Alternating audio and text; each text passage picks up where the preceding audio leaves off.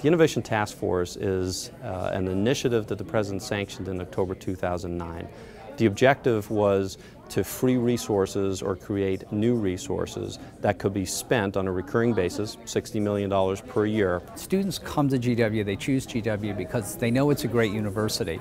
But when you come to a great university, you come with great expectations. So it's important that we be able to meet those expectations. We want to continue to grow as a great university.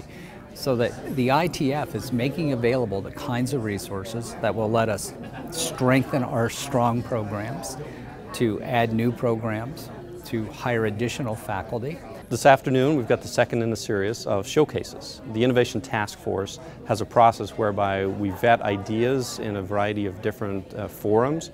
This is the last step prior to going to President Knapp. Well, thank you very much to our second showcase here this fall.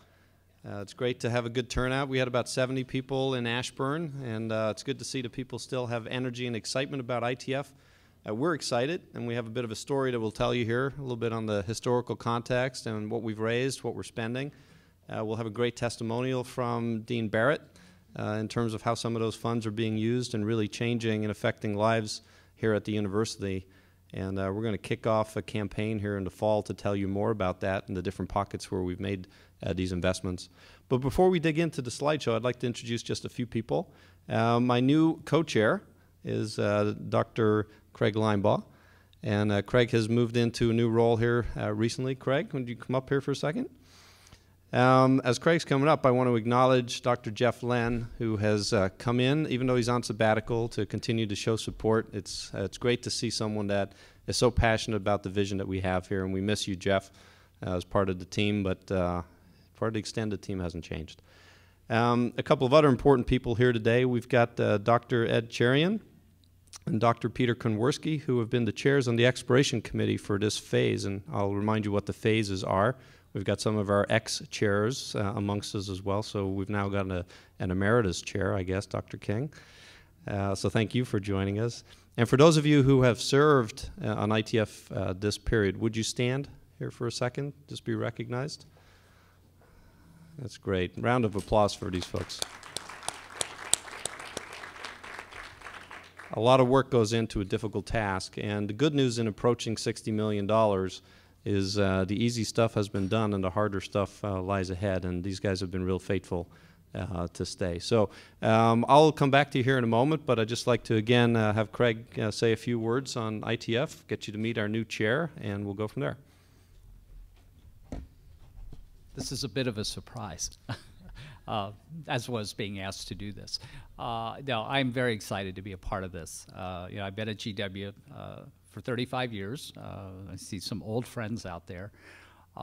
And one of the exciting things about the ITF, and others have said this, but I found it absolutely to be true, it is really bringing the community together. It is bringing faculty and staff and everybody together toward a common goal.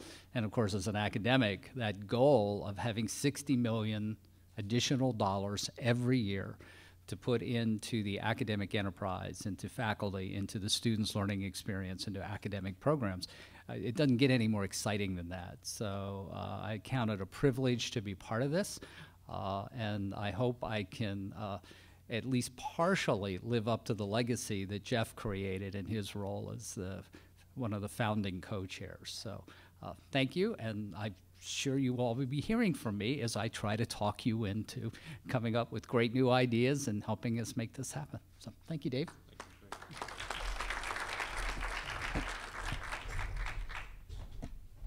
Okay, so why don't we dig in? We'll give you a little bit of history here first. So if you look, it's a busy chart, but if you read it from left to right, in September, October of 2009, the President kicked off the Innovation Task Force as an initiative for the university. Tough financial times, tough economic times, and we wanted to make sure that we were taking advantage of the resources that we have and how they would be allocated.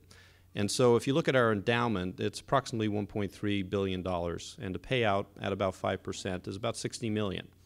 And you can imagine to grow your endowment to 2x what it is right now will take probably a decade or more. However, to have the same effective contribution of $60 million, we launched ITF with the goal of reallocating resources from one part of the university to another part of the university, and that's really the essence of ITF.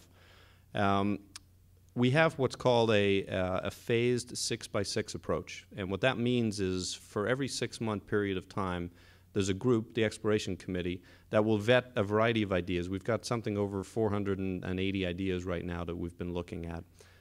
Some have been themed and focused into initiatives.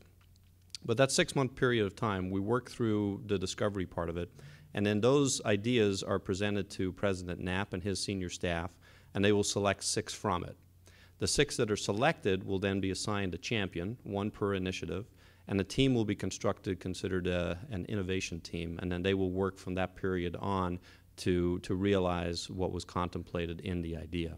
So we did that for phase 1. We were largely focused on learning, and then everything else considered business processes. In phase 2, again, we had heavy focus on learning because we had in phase 1 rendered much from the business process side of things. And then in phase 3, the one that we're at the end of here now with the showcases, we were largely focused on infrastructure. And phase 4, we're in process of determining what those themes or focus areas will be, and we'll communicate that here in the next 2 to 3 weeks. The next slide, just to mention that momentum continues to be very strong. A couple of key numbers. If you look at approximately the $5 million that will come from phase 3, I'm pleased to report that we're now at approximately $34 million, and that's $34 million of identified money. And we're spending in the FY12 budget, from an investment standpoint, 11.2. In $1 billion enterprises, $11 million doesn't sound like a lot of money, but $11 million is a lot of money, and we're excited about how those monies are going to be used. And we have many examples of that, but one that we'd like to share with you today is from the Columbian College, and Dean Barrett is going to come and just share for a few moments what it has meant to her and her school and vision. Dean?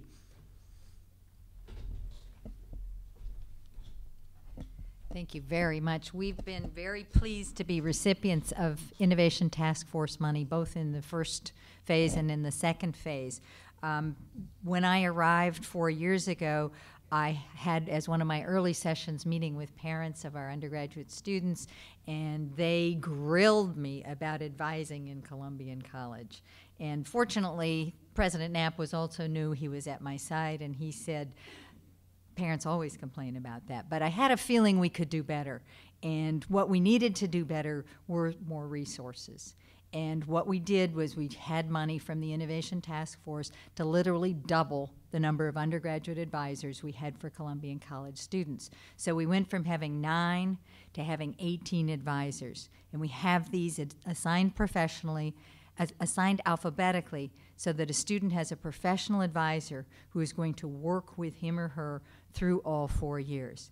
Eventually, they'll declare a major, they'll have a faculty advisor in their major, but always they can go back to that professional advisor. And I never want a student or parent to say, I don't know who my advisor is, because we've got enough of them, and they're assigned alphabetically, so you can literally go online and find one. We have open office hours for advisors. We have specialized advisors now serving students who want to go on to medical school, law school, allied health fields, undergraduate school, specialized advisors focusing on sophomores, focusing on transfer students, and I'm not getting those complaints from students or their families anymore. We really are using state-of-the-art approach to undergraduate advising thanks to the money from the Innovation Task Force. The second thing, and this is what we got for this year, for what we're doing now, is we had worked through an almost 3-4 year process to revise our general education curriculum for students in Columbian College of Arts and Sciences, so that instead of just having a checklist that say you have to take a couple math courses, we restructured our courses so that if a course was a math course, it had to be sure to cover quantitative reasoning. Can you think like they think in math? And then we had courses that weren't just science courses, but about scientific reasoning. How do scientists ask questions? What kind of evidence do they use? How do they bring that to bear on their questions? Then we have courses that are on critical thinking, and we have courses that are on creative thinking. We also make sure that students have good background in writing, oral communication, understanding globalization and cross-cultural perspectives. So these are the 21st century skills that the students need. Our faculty came together to come up with a new curriculum, but you can imagine that you can't teach critical thinking in a classroom with 150 students. You're going to have some breakout sections in order to do that. So from the Innovation Task Force funds, we got funds for 8 more graduate teaching assistantships so that we could have breakout sections, so that we could do a better job in teaching the courses, but more specifically, we could be sure that the courses had these thinking and reasoning skills, the 21st century skills that our students were needing. So we got money for 8 graduate teaching assistants, and then we in Columbian College dug into our own pocket and put in 4 more, and then we also used some money for some instructional assistants to help some of the faculty with the larger sections. So with this investment, we are now rolling out new general education requirements for our students that I think are really preparing them to be nimble, to be thoughtful, and to be ready and prepared for lifelong learning. So we're very appreciative of that investment in Columbian College. Thank you. Thank you very much.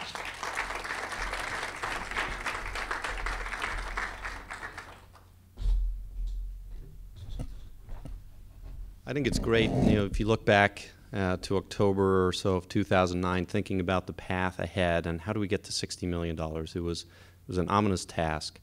It blesses my heart to hear stories like that where these monies are affecting lives and affecting the institution in a very positive way at a point in time when many of our counterparts across the industry are having a tough time. The identification is largely to reduce costs so you can have balanced budgets. Public schools are in a much more difficult situation than the private schools are. But the other thing that's an encouraging aspect is we started thinking about a process that we wanted to lay out and pursue in not only the last couple of years, but hopefully in the decades to come, that this will be a part of who we are as GW, that we're constantly focused on optimizing the use of our resources, and that we're focused on spending our resources on the mission-critical core components of what we do here at GW. The other thing that's been encouraging is to see faculty and staff and students and other members of the community participate and really sense this vision and own this vision and contribute to the reality that we're now starting to see as these dollars are being spent. That's not an easy task in any organization. I applaud you for continuing to stay with the process to come yet again to a showcase. It's a very important part of what we're trying to do in ITF is make sure that not only the folks that generated the ideas and those that analyzed and vetted the ideas are comfortable with them, but that a good cross-section of our community have had an opportunity to contribute and put your fingerprints on what these ideas are.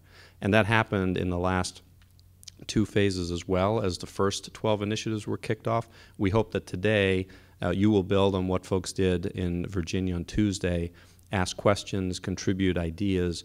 These ideas do morph not only as a result of your input, but as the innovation teams begin, they further evolve as we start to execute it. So let me hit just a few more data points, and then I'll turn it over to Peter, who's going to walk you through the ideas for this phase. This particular chart, there's a lot of information on here, but you'll see it many, many times. This is what I've called the anchor slide from a financial perspective. We share this with the board every quarter and give them an update on it. A couple of key components. If you look on the leftmost side, you've got a stacked bar, and that represents either the new revenue sources or the identified savings that we have in place, and there's detail behind that. That's the $34 million that I was talking about earlier. Just to the right of it, we have taken those same initiatives, and if we do nothing different other than let time pass, they will mature to a higher number. That number now is approaching 40 million if we include what we're expecting will come from phase 3, which will be in the neighborhood of about $5 million. The right-hand side, that's the $11.2 million investment that I referenced earlier, and you can see some of the items that the dean referenced, as well as some investment in other faculty lines, research, and other academic experiences.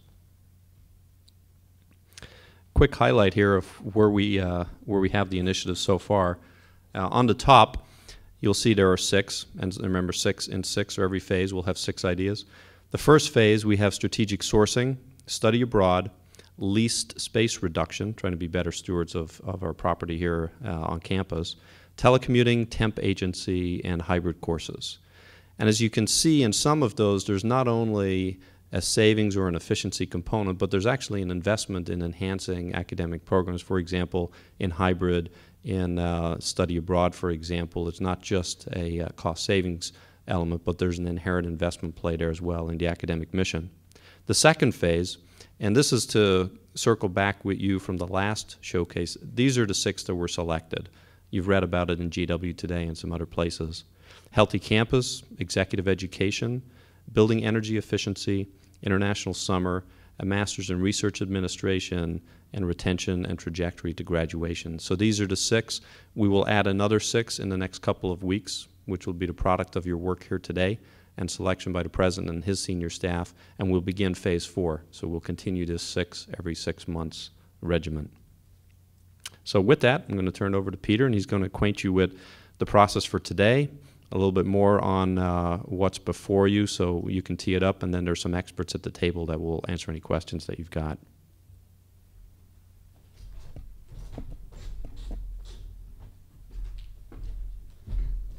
So it was really a pleasure to work with our group, and I actually want to give a shout out to Ed, who wanted me to present today, but he's been really the workhorse on this, and having been the ITF veteran, we had a very talented group that, as you can see on the slide, really took ideas that many of you suggested. There were probably more than 500 ideas that have come in to date.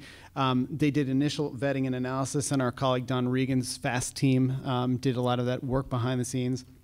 And then we are in the process right now of vetting these ideas with stakeholders, and obviously it'll be fine-tuned. We'll have input from senior leadership and others, but the role that you all play is critical today, and I think it's important just to keep repeating that no idea is a bad idea, and the ideas and the ways in which you build upon what you hear today, and you'll rotate around the room 3 times, will help shape what we've at least sort of conceptualized. So let me see.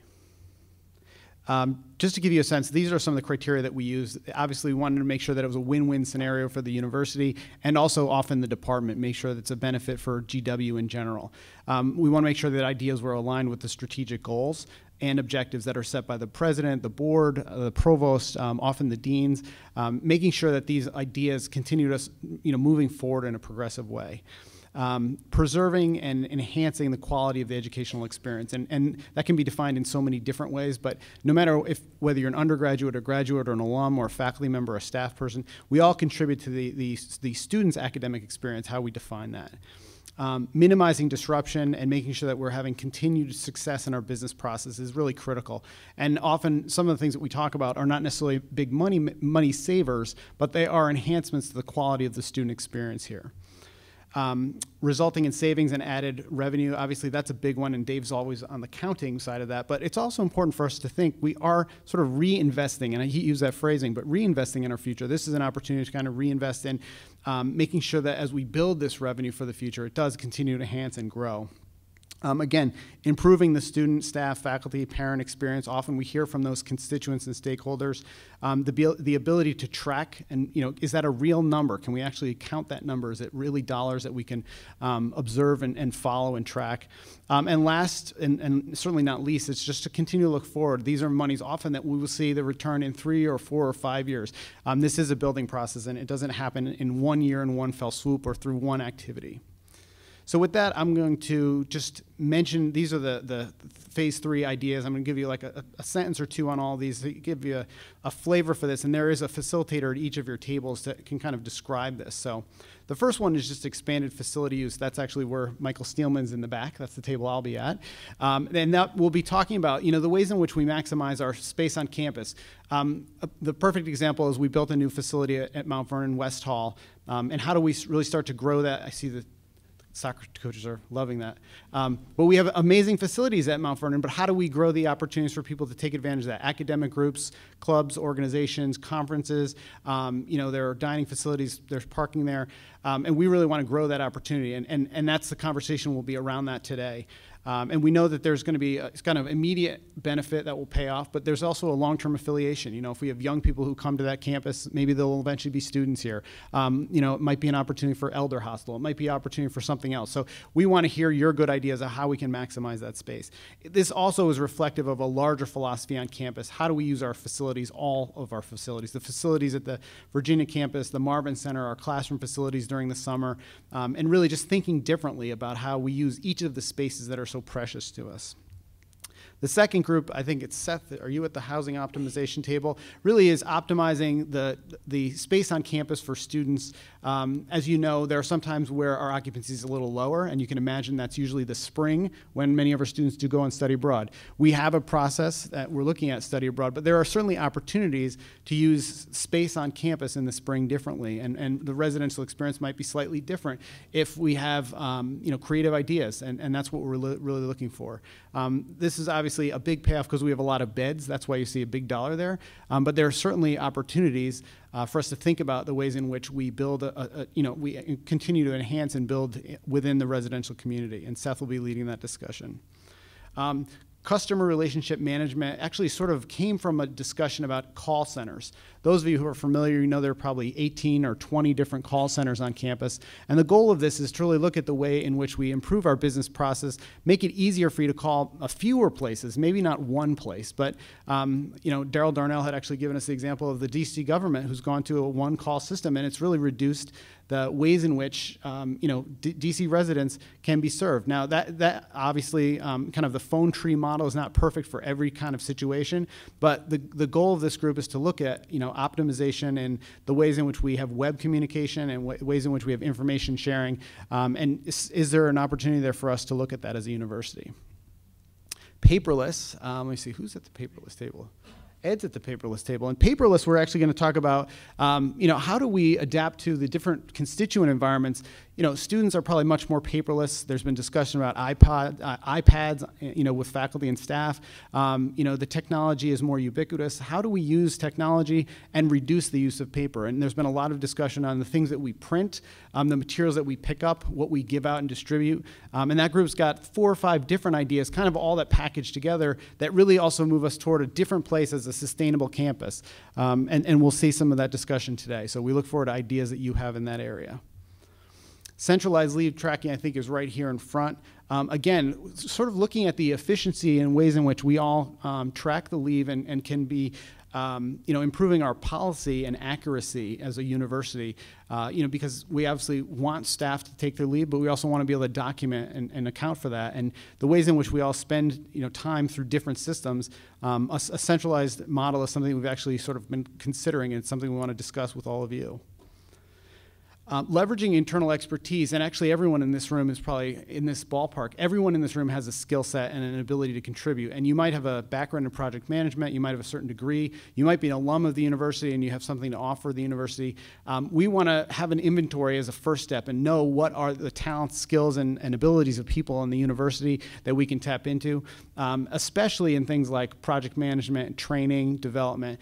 Those are some areas that we think are, you know, of the greatest opportunity, that we have skills on this university, within the faculty, within the student community, and within our alumni. And we want to figure out ways in which we can do that and better understand who our staff, faculty, and students are and how we can tap into that expertise.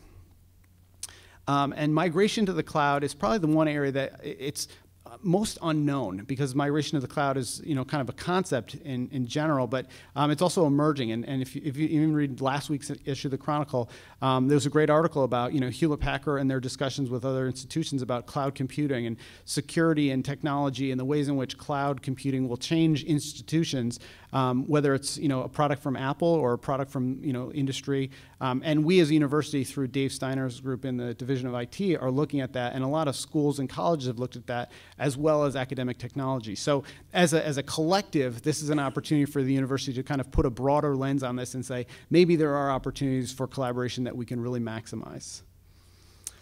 So just to give you a sense, we are going to do 3 rounds of 20 minutes. We have a time slide up here that will actually come up in a few minutes. And we're going to give you a chance to move to any table. Just to give you a sense, we actually, I think, have 7 preset tables. And then who's at the table? I think there's a share your ideas table right in the center.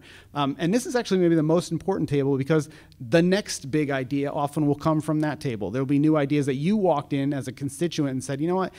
This is something I'd really like to see GW think about. And I would say that's the table of people who have, new ideas. We'd love to hear them. It might become, phase 4, but we will have a chance for each of you to talk about the ideas that you have. Obviously, we'll have you a chance to sort of start at one table. After the first 20 minutes, we'll ask you to move to a second table. After the second 20 minutes, we'll ask you to move to a third table. And we look forward to hearing from all of you. So I'm going to turn it over. We're going to turn on our slide and get busy.